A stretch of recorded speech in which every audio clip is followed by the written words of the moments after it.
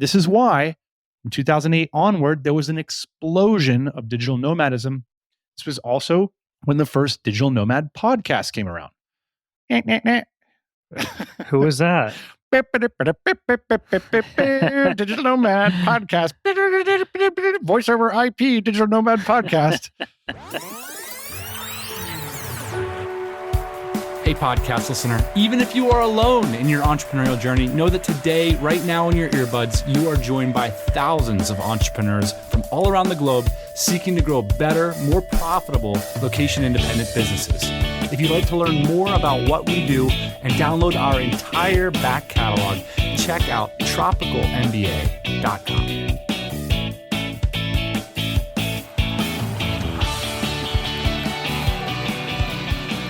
Welcome back to the podcast, everybody. We got a bunch going on the pod today. We're going to talk about the early days of digital nomadism, what that might mean for the next days, and how we can spot new opportunities. We're also going to talk about why focus isn't always the best thing for growing your business. We are going for controversy, which means we are going to argue against focus. We're just going to do it. We're also going to cover some other trends in startups in 2023. So stick around for all of that. First, a few news items at the top. I recently listened to a wonderful episode of the Founders podcast that covered Herb Keller, the co-founder and CEO of Southwest Airlines.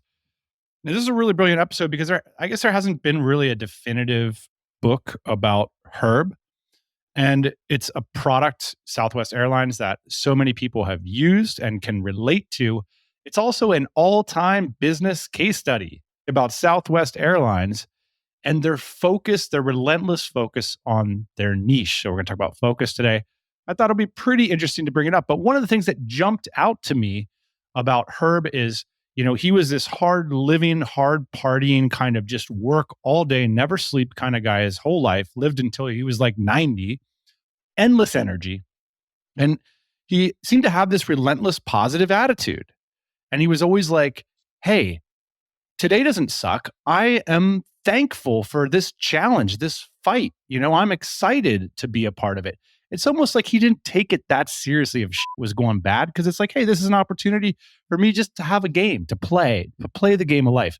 And I thought that's pretty inspiring because we're in our 40s now.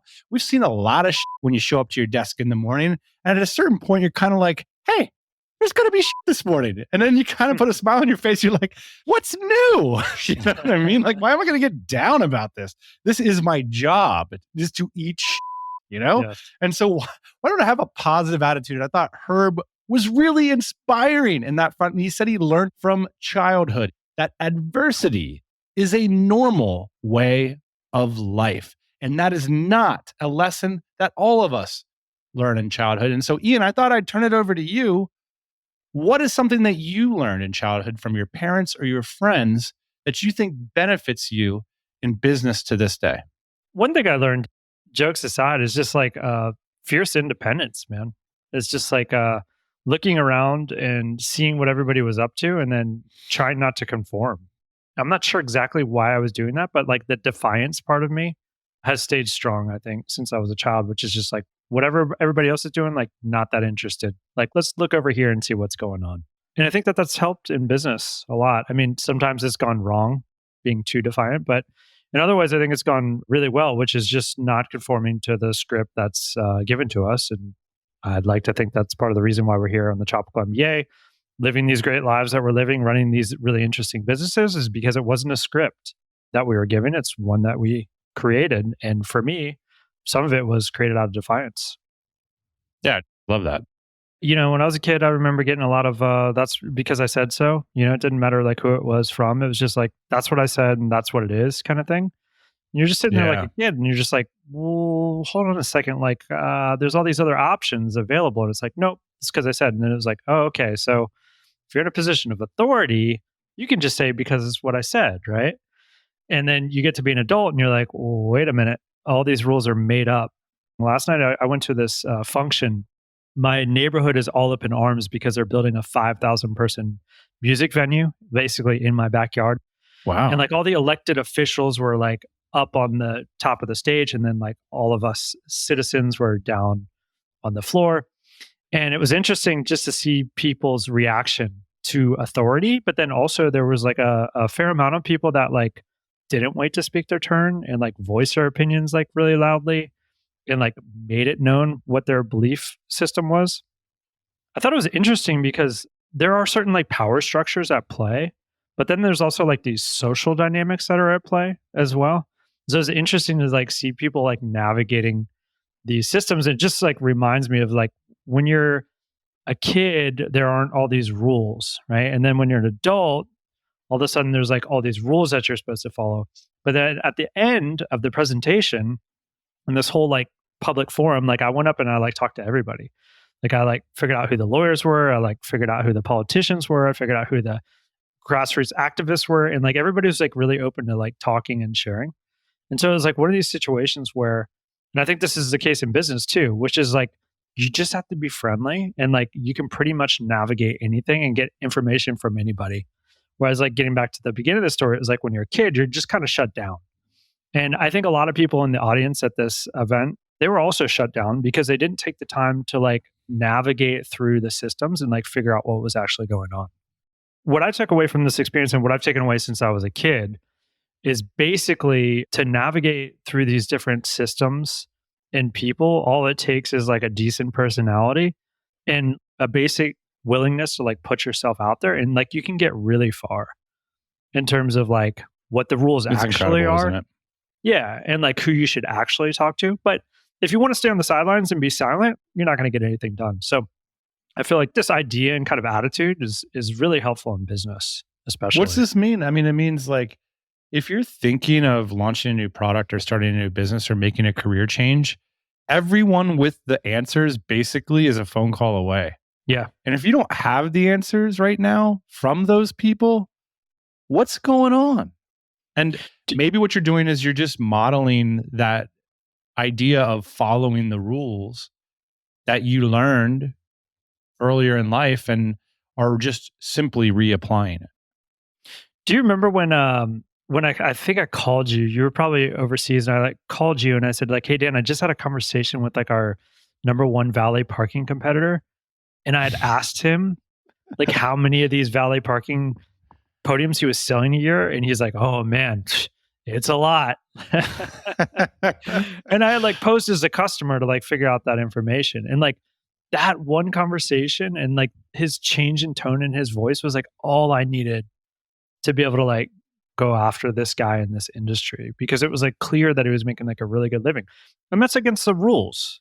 Like that is strictly forbidden to like act as someone else. Yeah, I'm even call your competitor. Repulsed remembering that. Actually, I might retroactively judge you for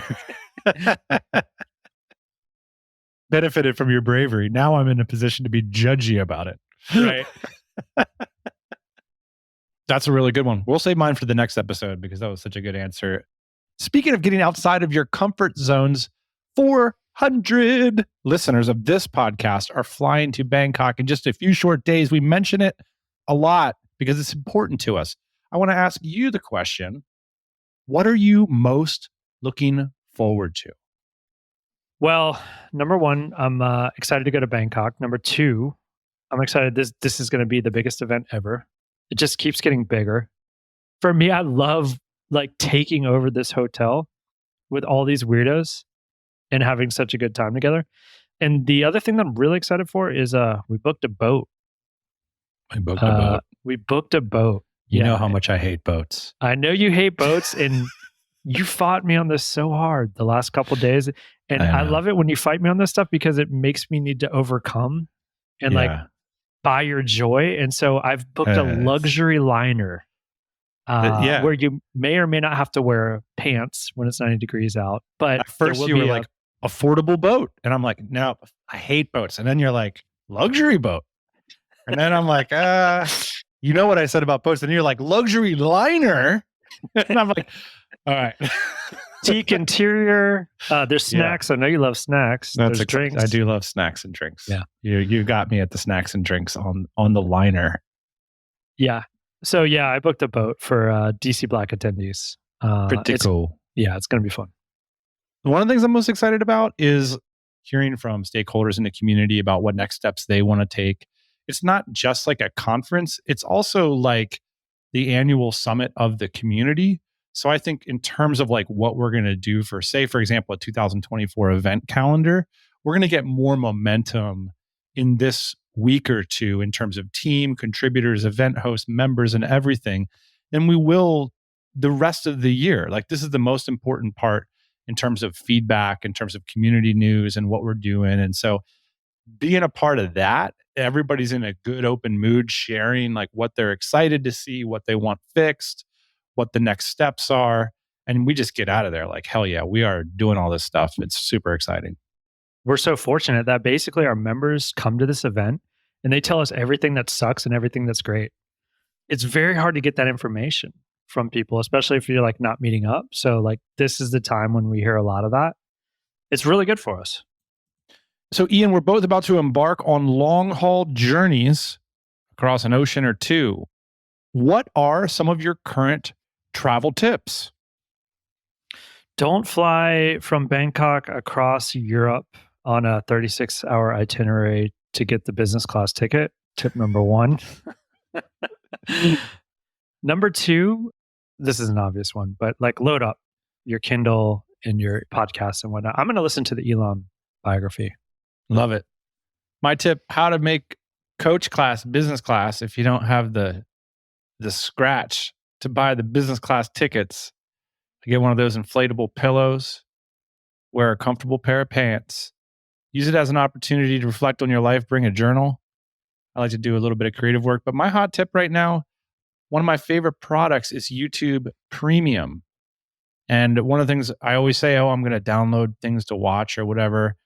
And it's hard to get around to it because that's not like how I watch things normally. But if you have YouTube Premium, you can just download unlimited amount of videos onto your telephone before a flight. And so you could do a deep dive on a particular topic. And then you can have your journal there, you have your laptop there, you can get some interesting work done. So that's my pro travel trip for 2023. By the way, Dan is the only guy drug-free middle seat on an economy flight. It's like, I can't even believe it, but you are. I'm too lazy to do drugs. It just takes effort. You know? A tip from the DCBKK attendees, there's this app called Time Shifter that so many of our friends and members swear by. I'm going to give it a go this time because I'm pretty mystical about this kind of thing, generally speaking. I let it in God's hands. But for this trip, I'm taking control. I'm using Time Shifter because I can't handle the jet lag I got last time. I was jet lagged for like 4 or 5 days. So wow, welcome to my world. Another thing that listeners might not know about you is you've never been jet lagged and you've never been hungover, despite your appearance. So I'm just glad one of the two is catching up to you. Before we get into the main topic today, Ian, I just want to give the listeners a window into my desk this morning because it looked a little bit like the future. It was so exciting. Shout out to our CTO, Simon Payne, who recently launched a feature called DC Connector. It leverages AI. I have a little bit of AI going on. I won't go to the details of how he uses it, but the basic idea is this. We're responsible for connecting people. So I'm testing this thing. I jump into the DC forum and a new member who's doing some kind of legal entity thing. They're moving a business to here to there. They need legal support. You know, it's the kind of connection that happens in a community like this, right? I got a business. I like, have you guys vetted anybody? Have you worked with anybody? Cool. That's normal. Now, you typically is somebody that knows somebody watching this thread. Are they in a chat? Have they recently gone to an event? You rely on these kinds of serendipities. But with AI, maybe we don't have to rely on serendipity. So I take the comment and I drop it into the DC Connector app. And bam, a member who has this exact business, exact expertise, has commented it on the past, but not that recently. So he was like monitoring the thread, pops up. I make the connection. And then a few other folks pop in because they were connected as well. And this whole thing went down in just a matter of a couple hours. We talked about last week, an interesting way to think about improving your business is speeding up the velocity at which things happen. And, Elon Musk said in his biography, the only rules around here are the rules of physics. That seems like such a badass thing to say. I'm going to say it at the top of our team call next week. Be like, hey, get those rules out of here unless they're physical rules. And anyway, so I just think that's amazing because, like, in the past, I might have been like, well, I guess, we're just going to hope that a lawyer sees the thread, or maybe I'll put somebody in charge to make the connection, or maybe at the next, meetup, they'll remember this thread and then connect. It's like, nah, maybe we could do that faster and right now. Pretty cool. Our first little instance of AI really, I think, driving some value. It'll be interesting to see how the DC connector plays out in the coming weeks and months. I think this is like a huge win for like communities in general. This is when we talk about like our strategy for 2024, it's like getting more people together in person to make these types of connections, because historically speaking, that is the most efficient way to do this, right? And so when you have like this little tool and it comes in, it like recommends this person that you can then set up a Google Meet call with, and then ostensibly figure out what you had to do in person, or like through 5 connections, like it accelerates things. So very interesting. Super cool. Shout out Simon Payne. Shout out AI.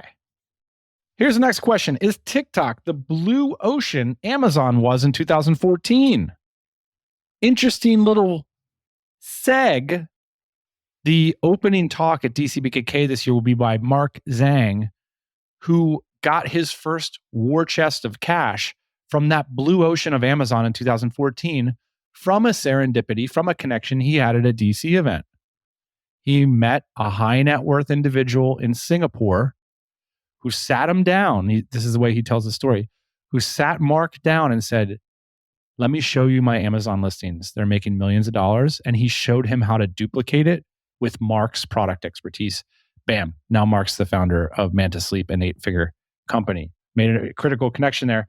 But what this high net worth individual shared with Mark was that Amazon is wide open. If you make your listings correctly, you're going to make money. Here's how you do it. Dave Sheffield, who's a former podcast, he's famous for a Vice documentary about his passion for dumpster diving. He's sharing the play-by-play of his TikTok explosion in the DC recently. He says TikTok is that blue ocean right now. In 2023, if you want to make money, it's wide open. Here's how we're doing it. Come get some. What do you think of this TikTok in 2023 thing? I think it sounds a lot like Amazon, except for I don't know, have they like turned on the marketplace feature yet? I don't spend a bunch of time on TikTok. I bought my first thing from TikTok this week. Did you? You know what it is? It's a problem that I thought couldn't be solved until I found TikTok. Organic dental floss? Close, but that's a good idea. I asked myself, Ian, the existential question, are there men in this world who have found out how to effectively clean the sink after they trim their beard? Oh, wow. Because a little hand waving with the water in your palm doesn't do the job. Continue. I wanted to meet the man, the legend, the guru, my master, someone to teach me how to clean the sink after you trim, because I don't know how to do it. I have no idea how people do this. I'm guessing you didn't tell yourself you didn't know how to do it. Someone else told you that. Sometimes you aren't always aware that you have a problem to be solved. I went to TikTok. I discovered a product that solves this problem, and it arrived yesterday. And so, yeah, the TikTok shop is live. Dave is having incredible results with TikTok shop. We've had a handful of speakers at DC events talking about selling either direct or using TikTok as a distribution platform for their marketing message. It does seem, Ian, that TikTok might be one of the few places right now where people can gain market share affordably for their product marketing messages. I'll say this, been in a very fortunate position to see a lot of businesses over the last 15 years, seen countless businesses skyrocket and countless businesses go to zero overnight on platforms like Amazon, and I would assume TikTok, just depending on what the algorithm decides to do. So I think it's great. I think you can make a fortune really quick. I think these things have very limited windows. So it's cool to hear that Dave is having such success on TikTok. Tell you what, if it was my business, I would figure out how to capitalize on TikTok for as long as humanly possible, and then I would get out and figure out what's sustainable. because you are not building a business on your platform. You're building on somebody else's, and the rug can and will get pulled out from underneath you. I've seen it happen a million times. Very cool. We'll link up the Dave stuff in the show notes and hopefully get him back here on the pod in a minute to share that story. Hey, so you like the show? Just want to remind you, we have a website, tropicalmba.com. You can click through on your phone, check us out on the web, hit that subscribe button. I write the newsletter every week. There's a lot going on behind the scenes of the pod. That's the best way to find out about upcoming events, both virtual, in person, and much more. Check us out at tropicalmba.com and give us some feedback on this brand spanking new website. Because it's time for a spanking. Ian, I want to bring you to a little segment I'd like to call the tyranny of a definition. I want to dig into this word called focus. It gets tossed around all over the internet, a startup-sphere. I think it's really interesting how a definition of a word can mean two different things to yourself or to people at a certain time. And if you don't dig into it, sometimes it can lead you astray. And I've noticed that the word focus in podcasts and startup advice has kind of meant something fairly consistent over the past, call it 10 years. And the definition is kind of changing. I think in the past 10 years, when, of course, it's a broad generalization, but I've heard a lot of founders over the past year say something to me like, I'd love to do that, but I gotta focus. And they don't mean I don't want to like go take up a career as a country musician or whatever. What they mean is they don't want to build a new product for their customers. What they want to do is focus on selling more of their current product to more people. And I mention it, I flag it up because this is a decision that we were faced with about a year and a half ago. We were sitting in our office in Barcelona and we were thinking about the idea of focus. We had a brand called dynamitejobs.com. And the conventional wisdom was, we all know what this is. This is a jobs platform. There's a roadmap here. You need to build a sales team and go out and sell this platform to more mid-market companies. Instead, what we decided to do was start a new website called remotefirstrecruiting.com and a whole new product, which was essentially a recruiting product that helped people use our job site. Now, at the time, a lot of people didn't love this decision, the people that I ran it by. Some people thought it was obvious and the right thing to do, but other people said we should focus on the job board. It's a scalable, repeatable, sexy business model. You just got to focus and do the right things, build a sales team, and get more customers for this job board. What we decided instead to do was focus on the things that the customers that we already had wanted, and what they wanted was help using our job board. And so we built Remote First Recruiting, which has turned out to be a very good success for us, a really nice monthly consistent business with a great team for us. So I was thinking about this. Did we lose focus? Some people say we have too many brands, too many logos. What does all this stuff mean? But it seems to be working okay. So I put it out there first for feedback. But second, I came across this idea recently that's in vogue right now, created by Parker Conrad. He's the CEO of Rippling. And his basic idea is that what you actually want to do is build a startup that looks more like a flywheel, like a system, and creates a suite of products that once you get a customer in on one particular product, you move them around a life cycle. You could also look at this like consolidation. Everyone knows the startup meme of the picture of Craigslist and all these amazing startups that focused on one of the links on Craigslist became like $1 billion startup, like rental houses became Airbnb. And now essentially Parker Conrad's idea is now we're in a time of consolidation. And the startups that are really having traction work more like a compound startup and move customers around a suite of products or a system. And I was wondering to myself, like often bootstrappers are even ahead of the startup ecosystem. So I think we're all familiar with the story of the sweaty startup. Nick Huber's been on this show a few times. He's now famous for his very large Twitter account, to which instead of just selling one thing to more and more people on Twitter, he's building an ecosystem of products that where he's moving people through. And so what's the punchline here, Ian? The punchline here is I think what Conrad's found, what Nick's found, and what we've found is that in 2023, it's more expensive to get increased distribution for your product than it is to build out your operation to deliver more product to the customers you already have. Now, this obviously is a calculus that entrepreneurs have always been able to make, but I'm wondering if we found ourselves in a place in time where focus could look like focusing on your customers instead of focusing on your product and finding new customers.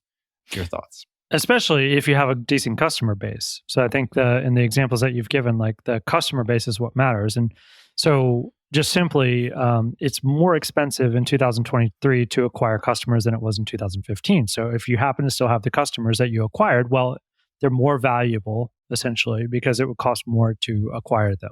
So I think that this is true, especially because it's just getting more expensive to market. Google ads, Facebook ads, they're all very transparent. There's a million agencies that program them at this point. Facebook and Google know how valuable they are. The prices have gone up on them. There's new places like we talked about, like TikTok and Instagram and things like that. But those will also become saturated at a certain point, and the price will go up eventually there as well.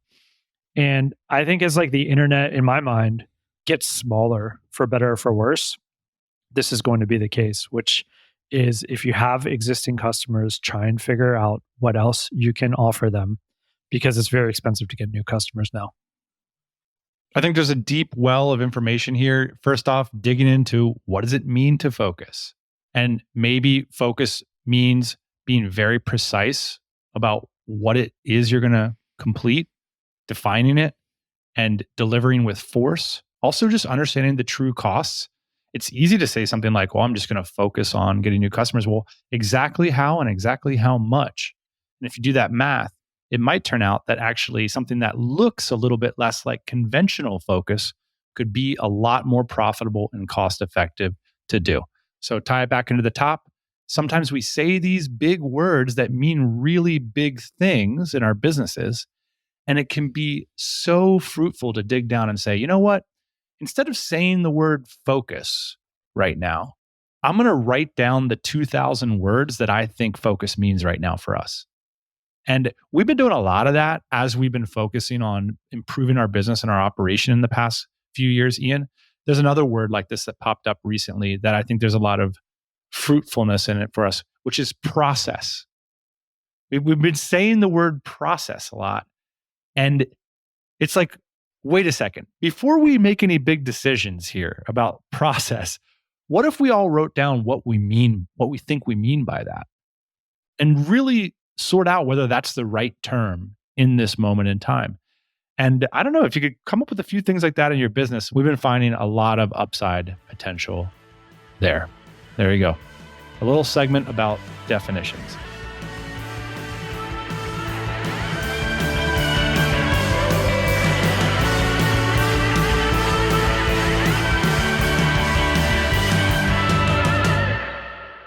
Ian, I want to get your thoughts on a recent podcast episode on the early days of digital nomadism, a topic we've covered, and by a podcaster that's been on the show before, Steph Smith. She currently hosts the A to 16Z podcast, as well as her own, called Shit You Didn't Learn in School. And that's where she recently did a podcast that caught my attention. In the episode, her and her co-host Calvin reflect on their time as digital nomads starting in 2016. And it talked about what the scene looked like at that time before it went mainstream, which was, they cite as the pandemic time. So in the episode, Steph and Calvin explore a brief history of remote work, their personal experience with digital nomadism circa 2016, 2017, what was so special for them about discovering that type of lifestyle, especially when so much of the world did not understand. It was like illegible to so many people. There's kind of an amazing coolness to finding a scene that's not popular yet. They talked about the tech that enabled them to work remotely at the time and the current and future state of remote work. I think the theme of the episode, Ian, is one of nostalgia and of respect and reverence for a time in their lives when they traveled widely and discovered a new lifestyle and were around people doing the same when it was sceney, when it was sort of hard to discover. And what they were doing was really positive in their lives and in many other lives, but it wasn't often seen as legit by outsiders. And so the episode's got a vibe. If you have a moment in your life when you went on an adventure and you traveled and you like digital nomadism, I recommend this podcast episode. I bring it up because I wanted to respond to it. I think Ian and I, obviously, we started becoming digital nomads in 2008, many years before the epoch that Steph is pointing to. And I thought it would be interesting to get some of our thoughts in a similar vein on this topic, one of my favorites of all time. I want to point out, Steph mentions in her episode that she really wishes someone would write a history of digital nomadism. Someone has. His name's James Clark. We'll link to it at his amazing blog, nomadicnotes.com. In fact, Steph, if you're listening to this, you could have been a virtual participant in a conversation that James and I had had so many years leading up to that article, which is the same thing you guys said on your show. Somebody needs to do this. Somebody needs to do this. James finally sat down, took the time and did it. And then we invited him on our show and we had a very long discussion around it. So we'll link up to that episode as well. Whew. I want to give kind of an overview of what I see as the critical epochs of digital nomadism. I think it's cool that we're about to go through the history here, as Steph did as well. And I think part of your main motivation here, and correct me if I'm wrong, but for you and I, this happened years earlier, actually. So we're the old guys. Yeah. You listen to this episode, and at least for me, I'm listening to this episode, and I'm saying yeah, all this stuff is true. All this stuff is happening, but I actually did this almost 10 years before. And it's not to say cooler, older. No, we're just old guys that were doing this. Exactly. Yeah. Way less cool, way less intention, probably. There's a lot of way lesses, but there's a lot more age involved here. Yeah. I mean, I definitely had that thought. And part of what I wanted to do is we could have made the same exact episode, and we have many times. Our back catalog is essentially so many similar ideas. And I think it's fascinating that a similar episode could be positioned at a different time. And I remember when we first came out with our podcast, there was a group of digital nomads that were pre-our era who often had a similar response to us, which is you guys have finally discovered it, right? But that was one of my main takeaways at the top is there are technologies, which we will point to, but a lot of it is about scene, right? And I think that what Steph is pointing to is a scene that she was in that we weren't in. And what these guys before us were pointing to is a scene that they were in. If I were to bump into, Hemingway's gang on the Seine in the 1920s in Paris, and he's going on about submitting pieces and watching bullfights and stuff, I'd be like, yeah, what's the Wi-Fi password, man? I'm just not part of your scene.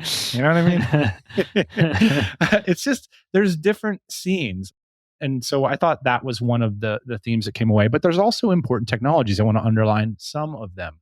I'll point out the 2000 to the 2007 era of digital nomadism. This is the Wi-Fi era. And the Wi-Fi era, the theme is you can make a living with websites. And you needed to be really good at making websites to make money off of them. And some of the early digital nomad pioneers were exactly that. They were direct response marketers. They were sometimes people in pornography. They were people in gambling. They were on the cutting edge of being able to pull money out of the internet via websites. 2007 to 2014 saw an important epoch change. We're going to call this the VoIP era. Nobody says VoIP anymore. It's voice over IP. Simple enough. Skype. Skype, affordable phone calls, affordable international calling is from 2007 onwards or 2008 onwards. Okay. In 2007, the 4-Hour Workweek comes out, which is a book that chronicles many of the success stories in the Wi-Fi era, but the readership is in the voice over IP era. And so all of a sudden, the stories that were much harder to achieve when you're just dealing with websites are much easier to achieve when you have affordable global calling. In 2009, if you go to a meetup in Bali, if you go to a meetup in Medellin, if you go to a meetup in Lisbon, the people that are there as digital nomads are likely there using the telephone. The vast majority of digital nomads use the telephone to keep clients going, to build relationships with customers, and to keep the digital nomad dream alive. it's really hard to do it with just a website. Of course you can, it's just not the majority. This is why from 2008 onward, there was an explosion of digital nomadism. This was also when the first digital nomad podcast came around. Who was that? Digital Nomad Podcast. Voice over IP Digital Nomad Podcast. We were speaking with our listeners on the VoIPs, on the telephones as early as 2009. We sold our first e-commerce business, which we run primarily remotely, in 2015, right at the end of that era. Some of our listeners have called this affectionately the blue-collar internet. Why would they call it the blue-collar internet? It's because if you really were badass at websites, you might have been in San Francisco or New York, right? But if you knew how to use those technologies to, say, rank number one or to build some cat furniture in China, maybe you'll baseline somewhere affordable and find a way to get that Wi-Fi money. I just want to point out too, Steph made an estimation of the total number of digital nomads in the early VoIP era as maybe only being a few thousand globally. I don't think that to be true. Having been on the road at that time, I think the number is much larger. As an example, our 2013 DCBKK event, which cost a couple bucks to come to, had nearly 250 attendees. So if you just say our conversion rate globally on digital nomads was 1%, well, you can do the math on that. And we also had a minimum income requirement. Most digital nomads probably didn't even qualify for that event.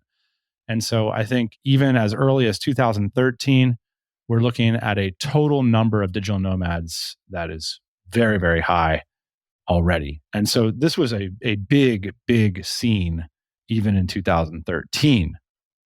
2014 to 2020, I'm going to call the institutional era. And I think that this is the scene that Steph is largely pointing to. At the beginning of their episode, they point to Nomads List as an important tool for connecting with other digital nomads.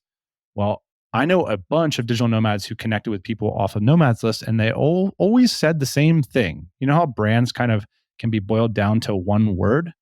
The brand was always, I want to test you on this, Ian. Do you remember what the brand was? If a digital nomad from the VoIP era went to a Nomads List meetup, what was the brand?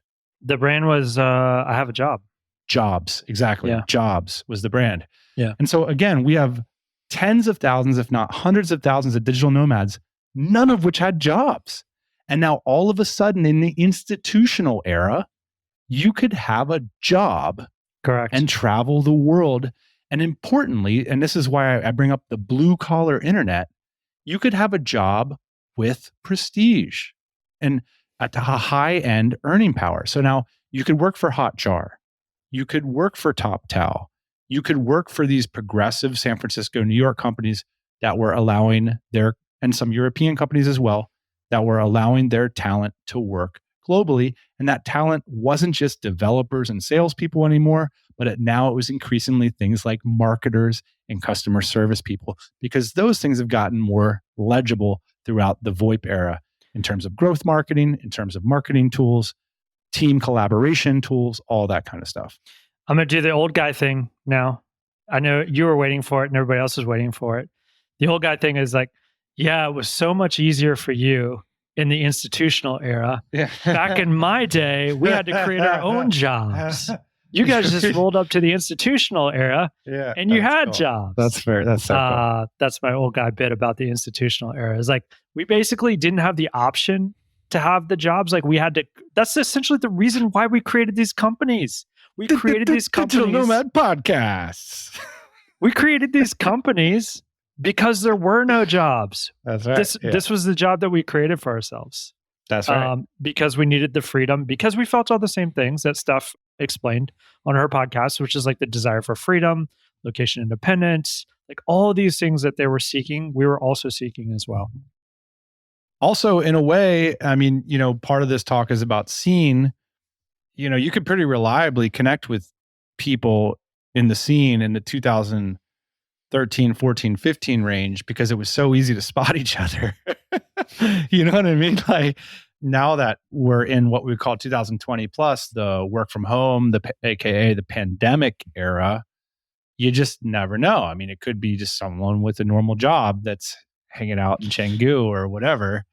And you mentioned Chengdu is so funny on that podcast too. She's like, everybody's like meeting up in Chengdu. Like when we were in Bali, like Chengdu didn't even exist. Like nobody was in Chengdu because like Bali got so crowded. But I'll say like Chengdu happened. This is the old guy stuff, but like they were laying fiber to Seminyak when we were there, and the same scene was in Seminyak. It was just mixed up amongst the other businesses, and then a few pioneers like kind of took the scene out to Chengdu, which is basically just the rice field right next to where we were all at. So it's a very similar. I think that's, I guess, my main takeaway is like when you're abroad and you work for a San Francisco company and you have a big income. That's different from like you sell on Amazon and you build it from nothing and you're like flying to the Canton Fair to source it. Like that's a different scene. And so I think we both have nostalgia when our crew would like bump into people that work for tech companies and be like, yeah, they all work for tech companies. And that would be the end of it. It's not like a scene for them. One of the things I thought was really cool about their episode is they talked about a time that they were nostalgic for. And in their case, it was the early days of the people that worked for these innovative tech companies and the ability to connect with others doing that before it kind of got flooded. I'm curious, do you have a time that you're nostalgic about? So I'll change the question, Dan, a little bit from nostalgia to one of these things that I feel like can never get taken away from me, which is basically like all this travel experience. So some people might see it as like a regret. I don't see it that way. I see it as like a trade. I feel like I personally, and maybe you too, like traded a lot of personal income to do this travel and to like have these experiences. I think in the long run, there's going to be people that like sat down in San Francisco or like took the job somewhere. Maybe they had like a little bit of travel. We had like endless travel. We had as much travel as we possibly wanted. Yeah. We had endless summer and we did endless things for a long time. In fact, we're still doing it. And I think because of that, we've traded a lot of personal income. And that's one of those things that I'm very okay with. Like it feels great to have those experiences. It's like for me, so it's kind of a selfish thing, but I'm very happy about that. I like that. I mean, one of the big takeaways from Steph and Calvin's episode is they freaking went for it. And they're proud of themselves and they had these amazing experiences. One thing Calvin says is like, I'm so glad I went traveling in my 20s, And that's a theme that's timeless, I think. If you have that itch to go see the world, go see the world, And if you can cash flow it, amazing. Keep it going. I think that's amazing. Technically speaking, my favorite era to be nostalgic about is the 2008 to 2012 era. And similarly, that was when I first hit the road too in my 20s. So maybe it's that. But the technology that coincided with it was post social media in terms of being able to put things on the web. So let's call WordPress social media or Yahoo Store, right? You can still hire a VA in this time frame. You can put information and products on the web and sell them. However, there's no social media in the traditional sense that we think about it now, where everybody's got a phone out and everybody's putting an Instagram here, tag me this there, TripAdvisor that, Google Maps this. There was none of that. And so you really felt disconnected.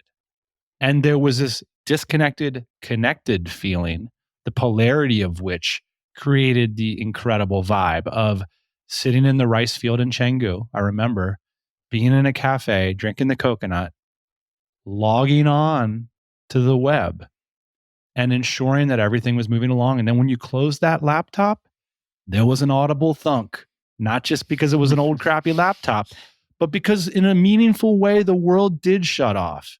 And there wasn't information about what was right around the corner or who was going to be there. You had to go see. And that was part of the magic of that backpacker vibe of just being out there and somehow the Wi-Fi VoIP money shows up. And that was a pretty cool era. Although, look, you know what the best era is going to be? It's the era when you go do it. That's the punchline. So go do it. Have the time of your life. We certainly did.